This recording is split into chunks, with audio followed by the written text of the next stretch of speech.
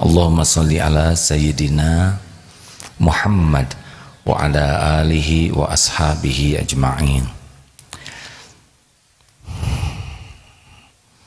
Sangat penting bagi kita untuk mengevaluasi diri. Penting bagi kita untuk mengevaluasi diri.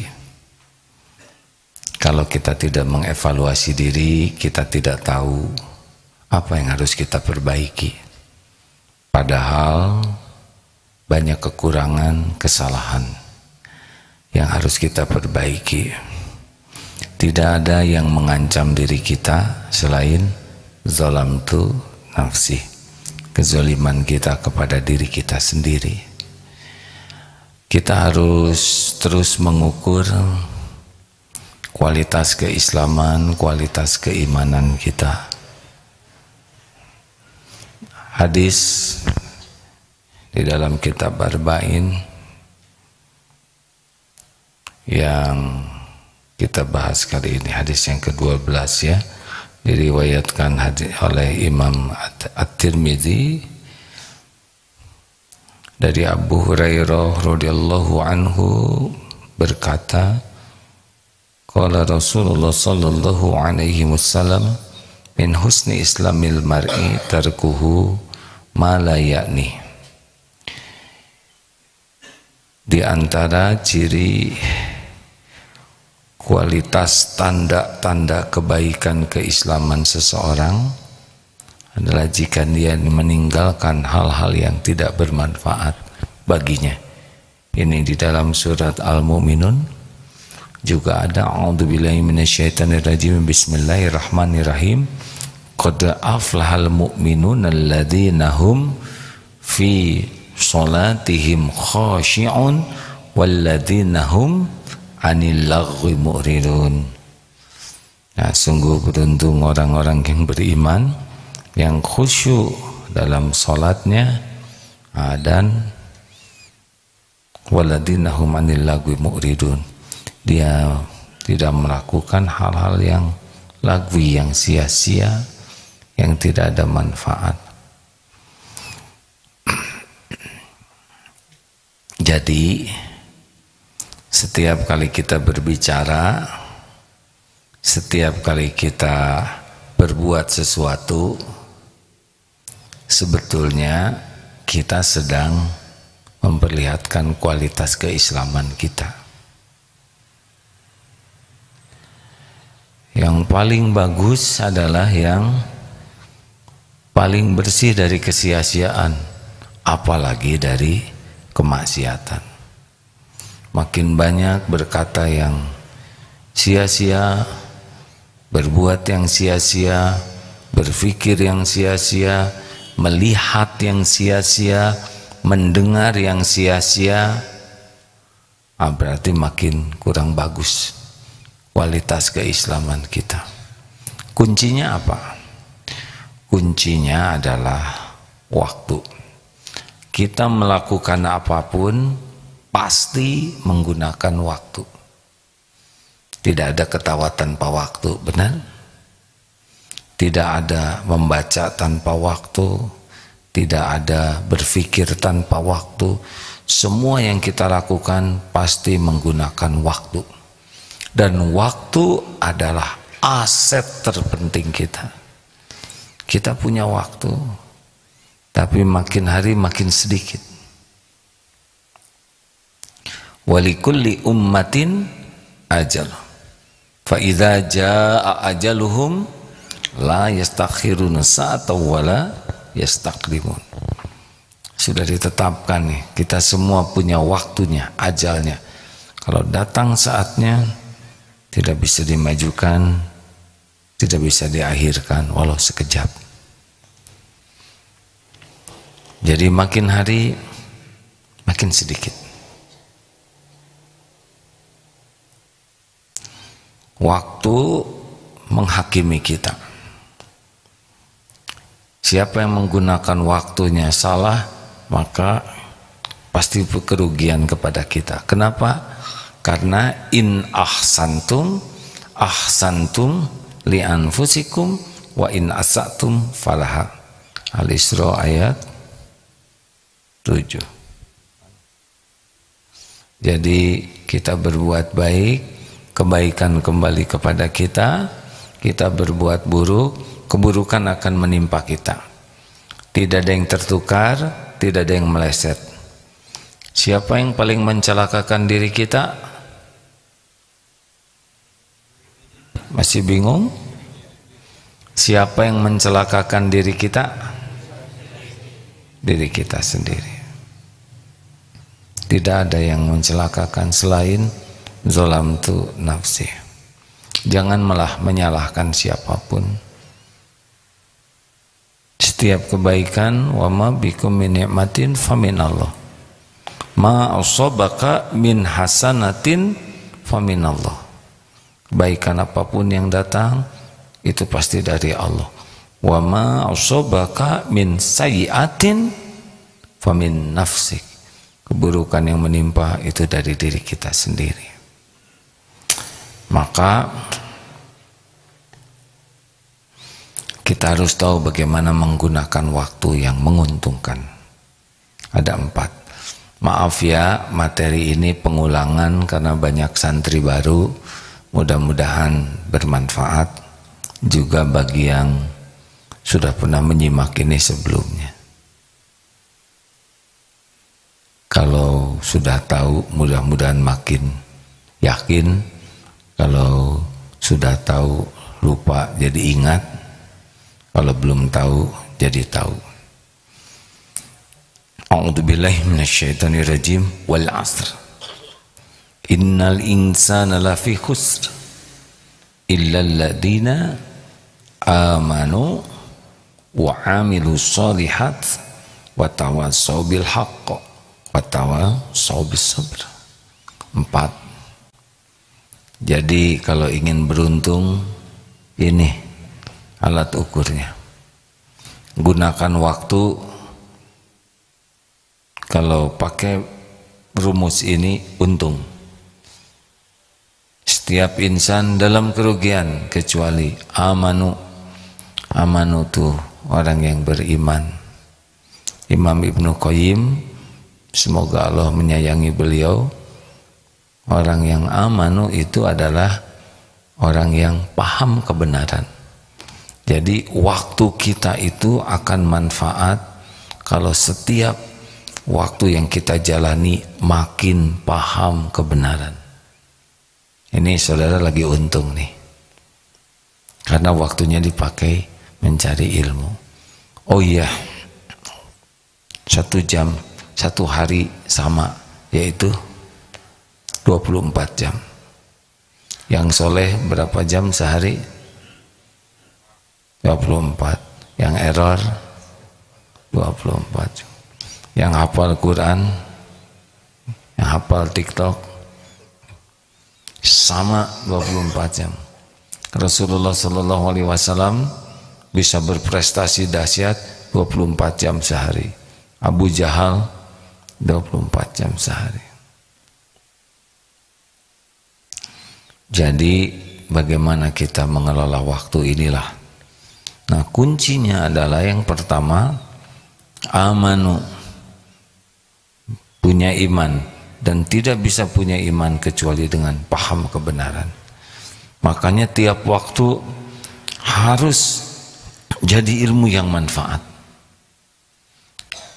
Ilmu sangat luas. Apa yang paling penting? Ilmu mengenal Allah.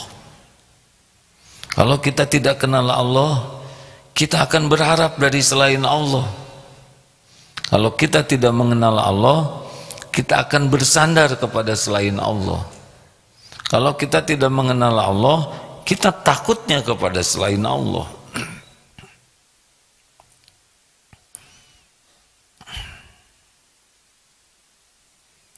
Jadi kita simak bersabda Rasulullah, "Wa may yuridillahu bihi khairan." Barang siapa yang dikehendaki Allah kebaikan baginya, yufaqihu fid din. Allah pahamkan agama. Jadi kalaupun ahli matematik bagus, ahli fisika bagus, ahli teknologi, bagus. Kalau punya iman. Kalau tidak punya iman, kasihan. Makanya jangan dulu bangga anak mahir segala-gala, tapi tidak mengenal siapa penciptanya. Dia tinggal di mana, milik siapa. Berat, pasti berat. Tingkat kebahagiaan itu berbanding lurus dengan tingkat keyakinan kepada Allah. Makin yakin ke Allah, makin bahagia. Makin yakin ke Allah, makin enteng hidup ini, walaupun mungkin cobaannya berat-berat. Makin yakin ke Allah, makin mulia. Makanya waktu harus membuat kita semakin paham kebenaran.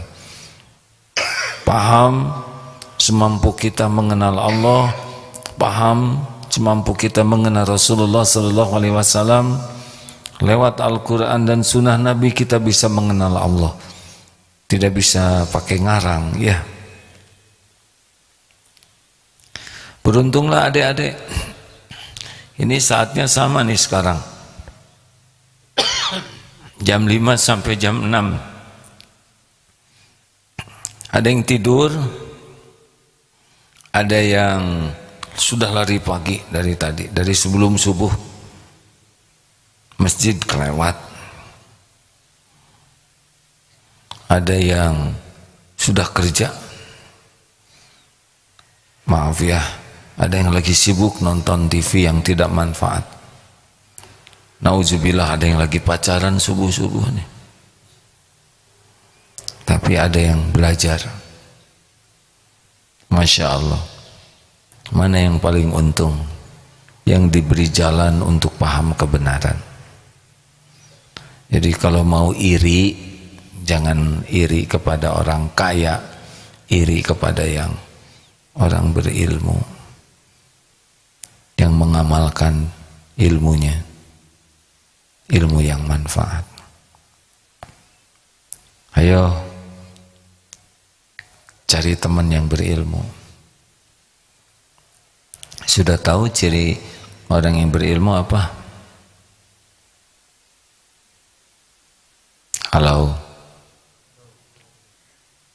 Halau-halauan begini. Makin tinggi ilmu seseorang, cirinya adalah makin bisa mengendalikan nafsunya. Itu kualitas ilmu tuh. Jadi ingat, matinya tinggi, mengendalikan nafsunya. Karena apa artinya ilmu? Banyak ilmu kalau dia diperbudak nafsu. Karena nafsu itulah yang menjadi jalan orang berbuat maksiat, diperbudak nafsu. Carilah kawan yang bisa mengendalikan dirinya, mengendalikan nafsunya, mengendalikan pikirannya, keinginannya, syahwatnya. Walaupun mungkin ilmunya belum banyak, tapi dia udah termasuk orang yang mengamalkan ilmu. 2. Wa'amilus sholihat. Pastikan setiap waktu kita jadi amal soleh. Karena maaf ya, jangan tersinggung ya. Saya lihat wajah ini, wajah-wajah yang bakal meninggal, terutama yang ini ya.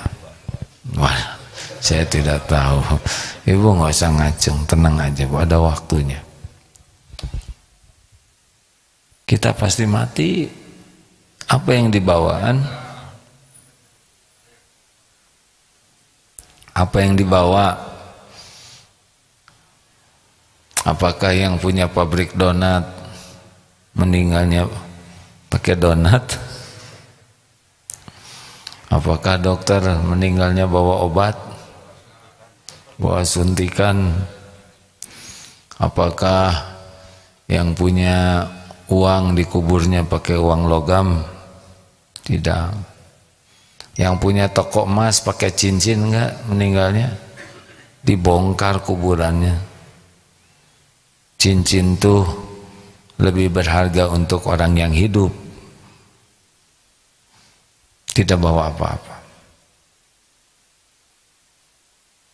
tidak bawa apa-apa. Lahir begitu, meninggal pakai kain kafan, sudah. Walaupun tanahnya ratusan ribuan hektar, segitu saja kuburan kita, benar? Yang dibawa apa? Amal. Amal itu cuma 2 saja syaratnya, cuma 2, sederhana. Kalau syarat amal 200, wah susah beramal. Bukan 200, 2 saja.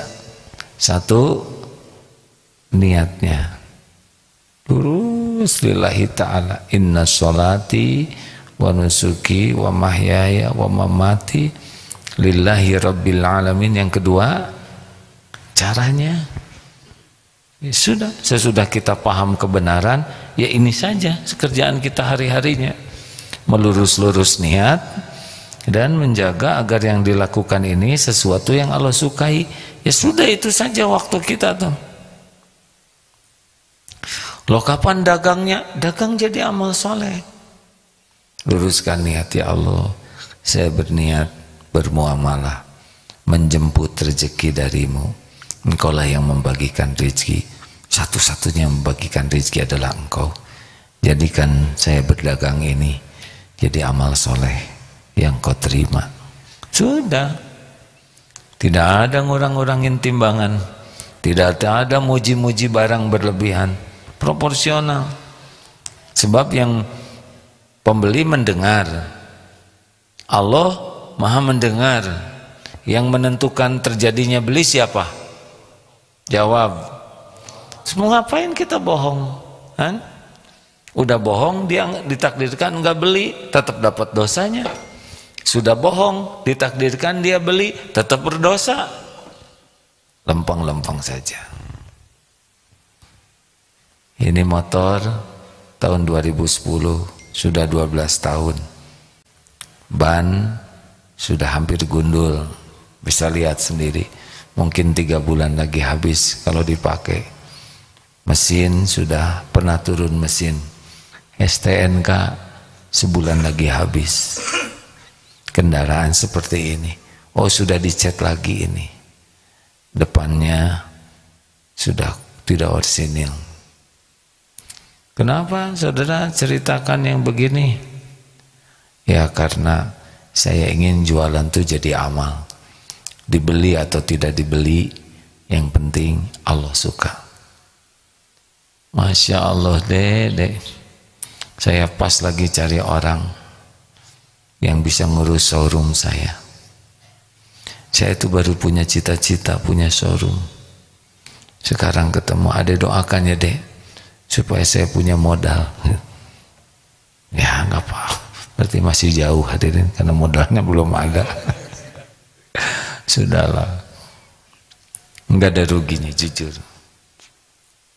Maaf ya dek, kendaraannya nggak sesuai dengan yang saya cari. Nggak apa-apa Pak. Kecewa tidak? Tidak. Saya senang Bapak sudah datang, karena sudah jadi jalan ujian bagi saya mau jujur atau tidak. Allah Maha mendengar semua yang diucapkan. Maaf ya deh, nanti saya sampaikan ke teman. Alhamdulillah, ternyata di sampingnya ada orang yang menyimak dari tadi. Deh, saya yang beli ya. Berapa harganya? 12 juta. Saya tambah 15 gitu. Namanya juga ngelamun hadirin, sesuka saya saja. Oh, dan itu bukan sesuatu yang aneh. Allah gerakan siapa saja. Berapa saja jadi uang, beli tidak beli sama saja, yang penting jadi amal. Ya kan? Yang dibawakan bukan uangnya, bukan motornya, amalnya. Berumah tangga, amal soleh juga. Kenapa ibu baik kepada suami? Supaya suaminya tidak berpaling ke lain hati ya? Oh enggak. Saya baik kepada suami karena suami adalah ladang amal bagi saya. Kelebihannya saya syukuri, kekurangannya saya belajar bersabar sambil bantu-bantu memperbaiki. Insya Allah dua-duanya jadi amal. Perkara suami sayang ke saya, perkara suami mencintai saya itu terserah, yang membulak-balik hati. Yang paling penting saya berkhidmat jadi amal soleh. Gitu. Kenapa Bapak rajin sekali membanting-banting tulang? Karena saya tukang tulang yang ini serius. Kenapa Bapak mati-matian ngebela keluarga? Qadarullah saya jadi lelaki, takdirnya saya jadi ayah, jadi kepala keluarga, jadi dititipi anak. Saya niat mengurus keluarga jadi amal soleh. Gimana kalau anaknya nggak tahu balas budi? Saya bertobat. Karena jangan-jangan karena saya belum jadi contoh yang baik, saya salah di dalam mendidik, saya kurang sungguh-sungguh berdoa, mungkin kurang halal yang saya cari. Bagaimana kalau tidak dihargai oleh istrinya? Ya semoga Allah menerima saja amal saya. Saya memang berbuat yang terbaik buat keluarga, bukan untuk dianggap suami hebat, bukan ingin dianggap ayah teladan, tapi inilah amal. Gitu saja. Kenapa saudara di kantor kerjanya gigih sekali, disiplin? Ya karena ini amal saya. Supaya jadi karyawan teladan ya, gak kepikir lah. Itu mah terserah penilaian manusia. Yang paling penting adalah Allah mencatat kesibukan saya ini jadi amal soleh, supaya dapat bonus ya, supaya gajinya dinaikin. Pemberi rezeki hanya Allah. Rugi dong kalau saya kerja hanya untuk uang yang nggak seberapa dan bekal habis lagi. Enak begitu hadirin. Kenapa kuliah? Saya niat kuliah sebagai amal soleh. Amal soleh bagaimana? Ya semoga dengan kuliah ini saya makin kuat iman, makin banyak ilmu, sehingga hidup saya semakin mengerti, mengabdi ke Allah, dan semakin manfaat bagi hamba Allah lainnya. Apalagi orang tua saya menginginkan saya nambah ilmu. Semoga ini pun jadi jalan bakti saya ke orang tua. Gitu. Jadi bukan masalah pujian, penghargaan, kekaguman orang. Kita melakukan yang terbaik cuma satu saja, supaya Allah yang maha dekat, yang maha melihat, yang maha menatap, yang maha baik, ridho ke kita. Itulah insya Allah amal soleh ya. Kenapa nggak pacaran? Kenapa Pak? Nggak punya uang? Dicatat loh Pak. Untuk apa pacaran ya? Hanya buat Allah nggak suka dan bisa ditipu setan. Wah kamu nggak punya pacar, nggak dapat jodoh. Masa kita patuh ke Allah, Allah jadi nggak ngasih ya? Kenapa waktu sholat tokonya ditutup? Ya kan Allah yang suka kita sholat tepat waktu berjamaah. Nanti nggak laku loh, gak mungkin.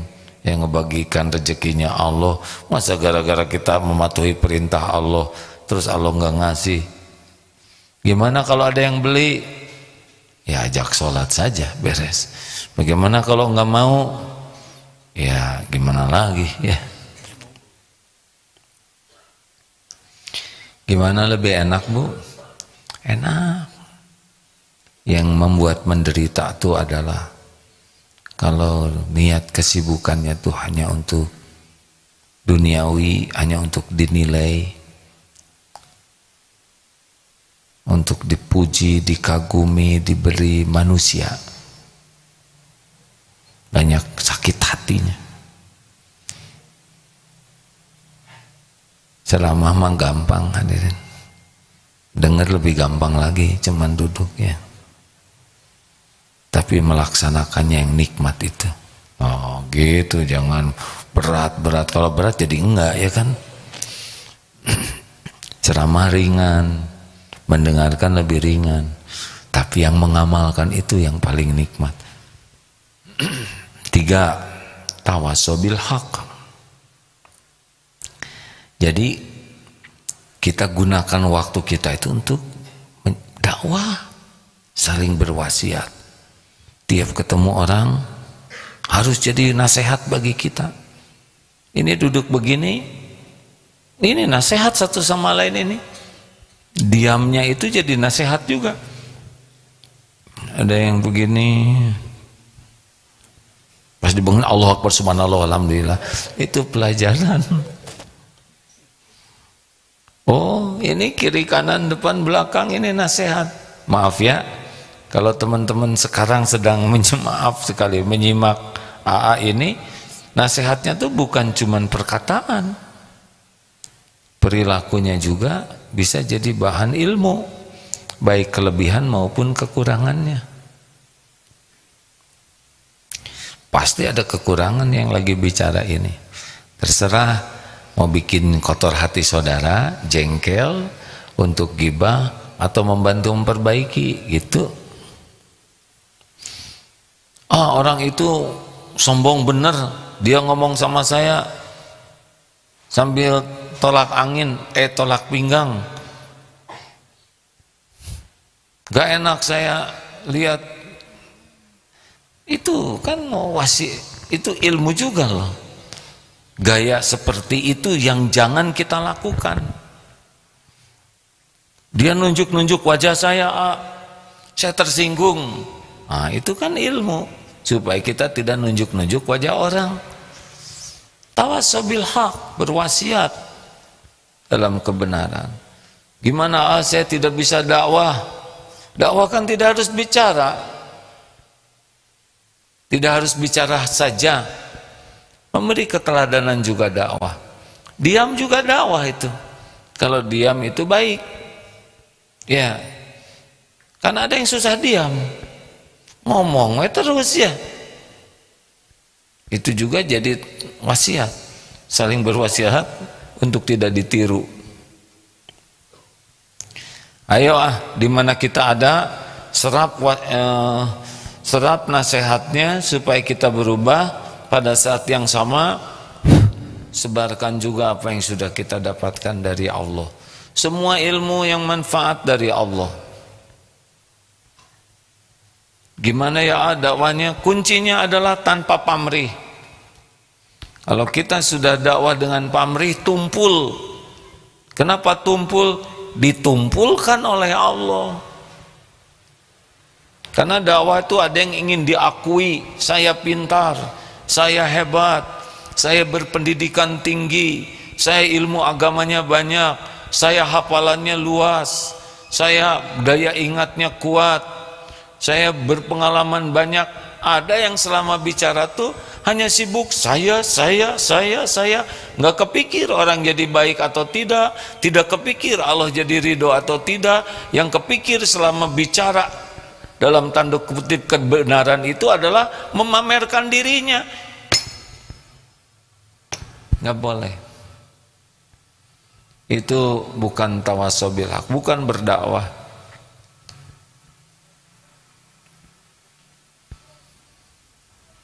Kenapa jadi pada melongo gini? Apa salah saya? 4. Tawa sobis sober, ya, saling berwasiat dalam kesabaran. Nah, sabar itu apa? Yang dapat dipahami adalah menahan diri, mengendalikan diri.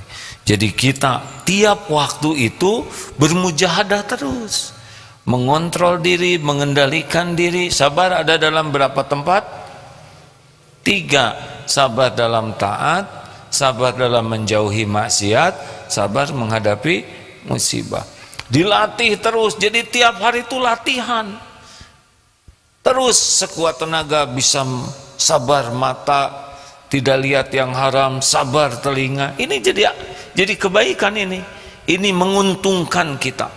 sabar menahan jengkel, sabar menahan tersinggung, sabar ketika ingin membalas keburukan dengan keburukan, sabar supaya bisa membalas dengan yang lebih baik. Idfa billati hiya ahsan. Ketika dapat nikmat, kita sabar dalam bersyukur. Sabar dalam bersyukur. Ini terus-terusan akan banyak kejadian ini. Ini sekarang keluar, nanti kejadian terus. Semuanya harus jadi sarana kita latihan. Makin sabar, makin mengontrol diri, makin mengendalikan diri, sehingga tubuh ini terkendali, pikiran terkendali, semua, telinga, hati. Orang yang bisa mengendalikan diri indah. Dan membantu juga yang lain menjadi ahli sabar. Sabar dan menyabarkan. Ya sudah, itu ajalah sekarang hari-hari kita. Amanu wa amilu sholihat wa tawassaw bil haqq wa tawassaw bis sabr. Gimana dong tentang rezeki? Bagaimana dong tentang karir? Ngikut, hadirin. Ikut. Allah kan melihat bagaimana kita menggunakan waktu kita sesuai dengan apa yang Allah sukai.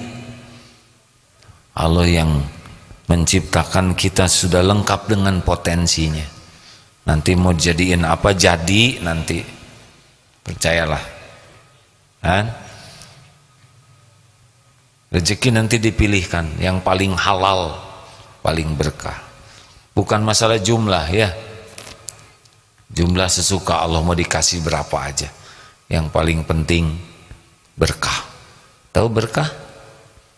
Membawa kebaikan yang banyak dan langgeng.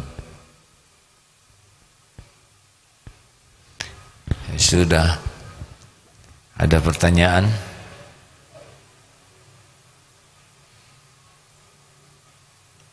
Silakan Pak. Ada mikrofonnya. Tahan diri dari apapun yang tidak manfaat sebisanya ya. Harus tahu ilmunya. Bismillahirrahmanirrahim. Assalamualaikum warahmatullahi wabarakatuh. Waalaikumsalam warahmatullahi wabarakatuh. Terima kasih berikan kepada saya, nama saya Uwan. Saya sudah 25 tahun tinggal di sini. Deketin Pak Uwan. Sudah 25 tahun saya tinggal di sini. Alhamdulillah ya. Alhamdulillah. Di mana dengan perjalanan waktu, ya untuk diri sendiri. Apa yang katakan tuh, mulai dari diri sendiri, mulai yang kecil, mulai saat sekarang. Dalam ikhtiar juga kan itu zikir, fikir, ikhtiar saya tanamkan. Walaupun dalam hati saya ya, dalam tingkah laku saya di sini di lingkungan Darut Tauhid di sini ada naik turunnya. Saya perhatikan orang yang datang, yang baru, orang-orang yang sudah lama. Memang ada sifat sombong soleh itu ada sifat sombong. Ma'rifatullah. Oh kira-kira kesana lah. Oh saya mau lebih tinggi Pak. Sendiri. Itulah yang harus diasah, utama untuk diri saya sendiri, untuk yang lain. Ya maaf saja ya. Saya pernah bergaul dengan orang asing. Mereka itu orang kafir aja ya, menghargai orang yang memberikan ceramah, sikap duduk, muka, handphone itu dimatikan ya. Orang kafir aja begini, bagaimana kita orang Islam? Untuk kita semua ini, untuk diri saya sendiri rasakan ya. Orang-orang yang udah dekat ini, yang banyak katakannya wakil-wakil namanya kiai-kiai, yang jenggotnya udah maaf lah, ya apa itu? Udah karena beruban. Saya karena lama saya memperhatikan. Ya untuknya dari saya sendiri ya, yang saya juga masih jauh dari soleh yang umur saya udah 67 tahun. Berapa? 67 tahun. Alhamdulillah. Udah bonus 4 ya? Iya, masih oleh Allah diberi kesempatan bertobat untuk anak-anak yang muda ya. Yang tua itu ya kira-kira ya contohnya bagaimana lah. Barangkali yang baik yang dibawa ya. yang buruk menjadi oh gitu ya orang tua itu tuh gitu ya itu ya. Beliau ini adalah tetangga yang sudah lama ya. Lama saya dikasih ini. Menyikapi orang yang datang yang bingung, orang yang karena kan sepertinya terganggu pikirannya gitu ya gitu. Terima kasih. Ya terima kasih. Segitu aja saya ingin ini curhat hati saya. Alhamdulillah. Assalamualaikum warahmatullahi wabarakatuh. Waalaikumsalam warahmatullahi wabarakatuh. Pak Wan ini dari zaman itu di pagar depan ya. Ini pagar di kapling-kapling.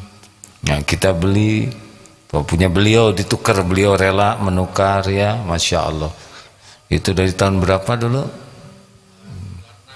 96. Alhamdulillah masih kuat ingatannya, berarti belum terlalu tua ya. Karena ciri orang yang sudah tua udah tahu belum Pak Wan?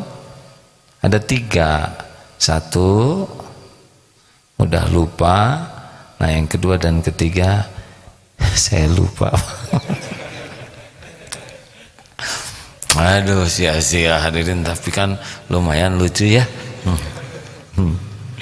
Terima kasih atas kesabaran beliau menjadi tetangga, karena kan ada di kompleks Darut Tauhid, hiruk pikuk dengan kegiatan, mudah-mudahan jadi amal soleh ya. Baik, ada 10 menit untuk tanya jawab.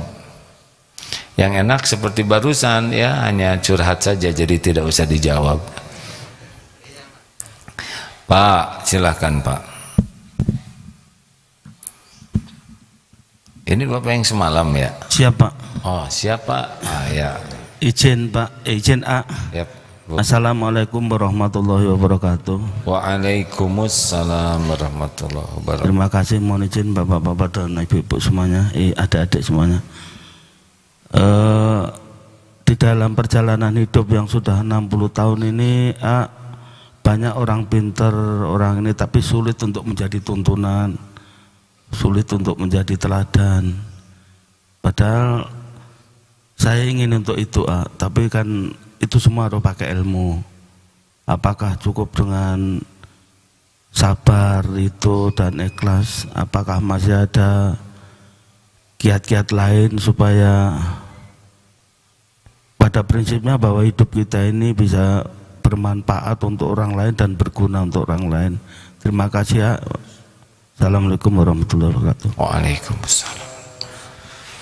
Namanya nggak usah dijemput ya, kan semalam udah dijemput ya. Ya masalahnya saya sudah tua Pak, jadi siapa yang namanya? Ya Subakir dari Lampung Kak. Oh Alhamdulillah. Baik, terima kasih. Mungkin kita tidak usah mikirkan orang lain yang tidak jadi contoh ya. Kalau kita mikirkan terus itu nggak jadi contoh, ini nggak jadi contoh, ya sudah kita aja yang jadi contoh. Rumusnya 3M Mas. Mulai dari diri sendiri ya.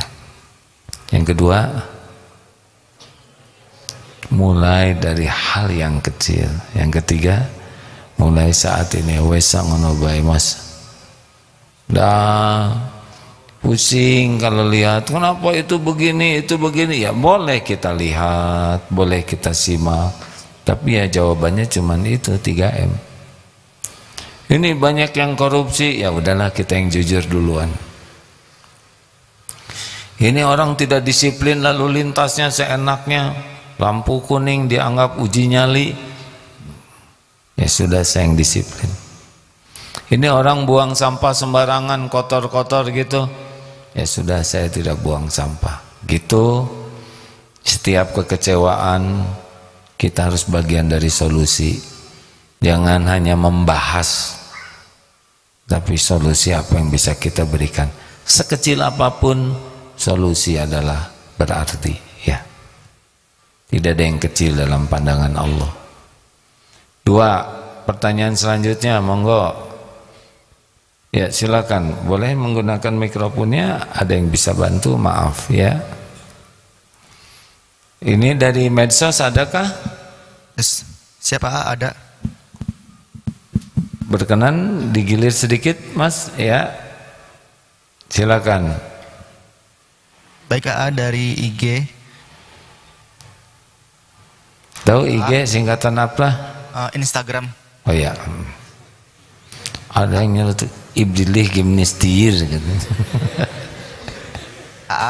Bagaimana? Sia-sia. Astagfirullah. Ya Pip. Bagaimana cara menghilangkan kecanduan bermaksiat? Kecanduan bermaksiat. Ya. Gimana menurut Bapak? Kecanduan bermaksiat, tergantung maksiatnya apa nih? Beb, maksiatnya apa? Enggak disebutkan. Harus hijrah. Itu mungkin lingkungan sudah sangat kuat berpengaruh. Kalau lewat HP maksiatnya, hijrah ini tobatnya ya. Apa sih yang paling kuat sebetulnya membuat orang berhenti maksiat? Ingat mati. Maukah mati dalam maksiat? Mati su'ul khotimah itu ya. Azab kubur, azab jahanam, nauzubillah. Ingat mati. Bapak usia 60 ya? Mau berapa kira-kira Pak? Pengen dipanjangkan. Maaf, mau berapa kira-kira? 230-an? Kira-kira mau berapa? Jangan sampai tua ngerepotin. Ya berapa? 150 dan 90 cukup. Takut ya 80 kan? Atau 61. Oh jangan. Aduh, saya jadi terpancing jahil begini nih. Berarti kita seumur Mas kan? Tapi kayaknya adik nih. Bulan apa? Bulan 9 September tanggal 18 62. Saya Januari. Kakak ke saya ya, kakak ya. Harus berbakti sama kakak ya. Jadi ingat mati itu bisa membuat orang ngerem. Tapi yang paling kuat orang menghentikan maksiat itu takut kepada Allah. Cuma nggak bisa takut ke Allah kalau kurang ilmunya. Karena pupuk iman adalah ilmu. Makanya sarannya cepat hijrah sini. Sini aja ke pesantren ikut program. Itu usianya berapa, Pep? Kalau udah tua masih kecanduan maksiat kebangetan ya. Maksiat itu berhenti, takut mati, su'ul khotimah, takut azab Allah, dan hijrah. Hijrah itu membantu sekali. Karena kalau kita bergaul dengan penjual minyak wangi ke bawah harum, bergaul dengan pandai besi bau bakaran. Kalau teman-teman kita lingkungannya ahli maksiat susah, pasti akan maksiat. Makanya cari lingkungan. Berapapun biaya, waktu, tenaga, itu adalah investasi. Terakhir Pak. Assalamualaikum warahmatullahi wabarakatuh. Waalaikumsalam warahmatullahi wabarakatuh. Silakan Pak. Izin nama saya Rio Mardiansyah dari Medan. Alhamdulillah tadi malam jam 12:30 baru sampai sini. Masya Allah. Alhamdulillah. Terima kasih. Jadi ini mungkin pertanyaan mewakili para santri yang ada di Medan, termasuk Baitul Quran di Medan. Masya Allah. Jadi bagaimana caranya agar bisa istiqomah dalam melakukan amal kebaikan dan amal saleh? Untuk para santri, untuk para pengajar dan para pengurus pondok. Mungkin itu. Ana izin. Assalamualaikum warahmatullahi wabarakatuh. Coba dengan awali istiqomah zikrullah. Bisa dengan lisan, asma Allah, asmaul husna. Pokoknya la yazalu lisanuka rotban min zikrillah. hendaklah lisan ini selalu basah menyebut nama Allah. Tapi hati saya belum ingat ke Allah. Lisan dulu kalau belum bisa.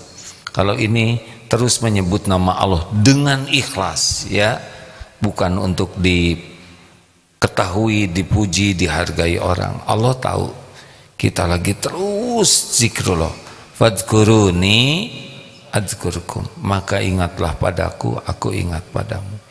Banyak zikir-zikir, sangat banyak, ya. Bisa istighfar, hamdalah, asmaul husna, tapi terus ya Allah. Bisa doa banyak atau bicara ke Allah. Wahai yang maha menatap, wahai yang menyaksikan apapun yang hamba lakukan, wahai yang maha dekat, wahai yang maha mendengar apapun yang terucap, wahai Allah yang maha tahu apapun yang ada dalam pikiran dan hati, wahai yang menyaksikan setiap maksiat yang hamba lakukan, wahai yang maha baik, ya Allah. Itu enak. Coba dalam kesendirian bicara saja, pasti didengar oleh Allah. Ya Allah, saya ingin jadi orang yang yakin kepadamu. Saya ingin merasakan indahnya mencintaimu. Ya Allah, saya ingin menjadi orang yang rindu, ingin bisa bertemu denganmu. Ya Allah, Engkau pasti mendengarkan setiap ucapan ini. Bicara apa saja yang baik-baik, minta apa saja. Cobalah awali dengan zikrullah, ya. Enak hadirin. Bisa mengenang nikmat yang Allah berikan, bisa mengenang ayat-ayat Allah, tanda-tanda kebesaran Allah, bisa mengenang dosa, aib yang ditutupi Allah. Tidak ada yang paling nikmat dalam hidup ini sesungguhnya kecuali kita bisa benar-benar dengan Allah tuh. Tapi sayangnya kita sibuk sekali dengan selain Allah, ya. Bayangkan ada orang yang ingin sehat, segala dilakukan, padahal yang ngasih sehat adalah Allah. Olahraga luar biasa, diet luar biasa, lari ke sana sini, bagus. Tapi sholat bablas atau gesit sekali. Padahal yang membuat sehat ini Allah, bukan olahraga. Lagi olahraga aja, kelebihan olahraga, kejeduk aja udah bisa kolab itu, ya. Ada yang sangat ingin awet muda, diawet-awet. Padahal kan awet muda itu dimasukkan ke kulkas, ya kan. Ya, ada yang ingin jodoh, sibuk berstrategi supaya kelihatan cakep, supaya ada yang naksir. Lah, Allah yang mengatur jodoh, yang membulak-balik hati, nggak diingat itu. Ada yang, aduh saya harus rapat supaya bisnis saya laku, ini terus dagangan laku. Lah Allah yang ngebagikan rezeki nggak diingat, sedikit ingatnya. Bahkan waktu sholat juga, misal ada yang dagang bala-bala atau cireng, bagaimana saya ingin punya cireng laku dengan medsos, strategi terus. Padahal yang membuat laku itu Allah. Dalam sholat aja cireng.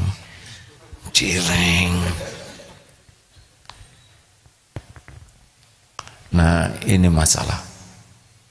Makanya zikrullah itu dalilnya fadhkuruni adzkurkum. Kalau kita ingat Allah, Allah ingat ke kita. Nanti Allah akan membimbing kita dengan zikir, dengan istiqomah yang lain-lainnya. Cobalah istiqomah zikrullah. Terima kasih.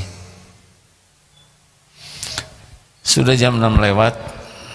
Semoga Allah yang maha mendengar, yang dari tadi memperhatikan kita terus, menerima apa yang dilakukan ini jadi amal soleh.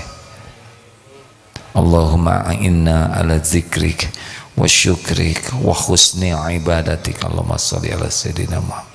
Allahumma inna nas'aluka imanan kamilan wa yakinan sadiqan wa qalban khashi'an wa lisanan zakiran. Allahumma rzuqnal istiqamah. Rabbana la tuzigh qulubana ba'da idh hadaitana wa hab lana min ladunka rahmah innaka antal wahhab. Taqabbal minna ya karim innaka antas samiul alim wa tub alaina innaka antat tawwabur rahim. Subhana rabbika rabbil izzati amma yasifun wassalamun alal mursalin walhamdulillahi rabbil alamin. Alhamdulillah. Terima kasih hadirin sekalian. Subhanakallahumma bihamdik asyhadu alla ilaha illa anta astaghfiruka wa atubu ilaik. Assalamualaikum warahmatullahi wabarakatuh.